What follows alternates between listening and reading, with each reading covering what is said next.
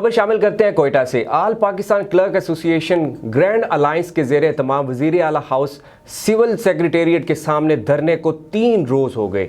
دھرنے میں مردوں کی ساتھ خواتین کی کثیر تعداد بھی موجود ہے۔ اس وقت ہمارے نمائندے اللہ داد دھرنے کے مقام پر موجود ہیں۔ جی اللہ داد، صورتحال سے آگاہ کیجیے گا۔ جی بالکل، اگر ہم بات کریں صوبہ بلوچستان کی تو ملازموں کی 25% تنخواہ نہ بڑھانے کے خلاف ملازم سراپا احتجاج ہے۔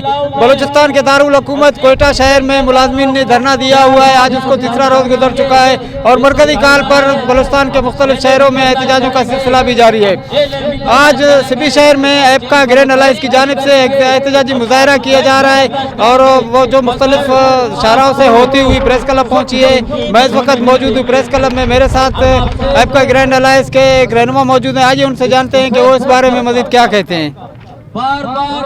جیسا کہ آپ دوستوں کے علم میں ہے کہ ہمارا یہ آج کا احتجاجی جلوس جو پریس کلب پر اس وقت جاری و ساری ہے، ہمارے ان 17 مطالبات کے لیے ہے جو چارٹرڈ آف ڈیمانڈ ہے ہمارا، جو ہمارے مرکزی دھرنا جو ہاکی چوک کوئٹہ میں ہو رہا ہے، ان کی حمایت کے لیے نکالا گیا ہے، اور جس میں مین جو ہمارے مطالبات ہیں وہ 361 B&R کے وہ ملازمین ہیں جن کو اس موجودہ گورنمنٹ نے غیر قانونی طور پر 11 سال 10 سال کی سروس کے بعد ان کو نکالا ہے مختلف ہیلے بہانے کر کے۔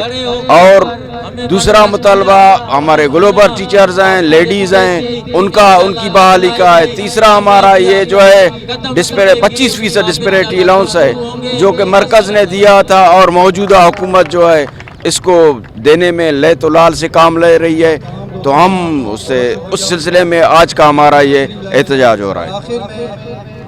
ہاں جی بالکل، ان کی باتیں آپ نے سنی۔ ان کا یہی کہنا ہے کہ جب تک ہمارے مطالبات تسلیم نہیں کرتا بلوچستان تو ہمارا یہ احتجاج اور جلسوں کا سلسلہ جاری رہے گا۔ مزید آپ کو میں یہاں پہ یہ بھی وضاحت کرتا چلوں کہ احتجاج اور جلسوں کی وجہ سے دفاتروں میں تالہ بندی ہے اور عوامی اور سرکاری کام بالکل رک گئے ہیں۔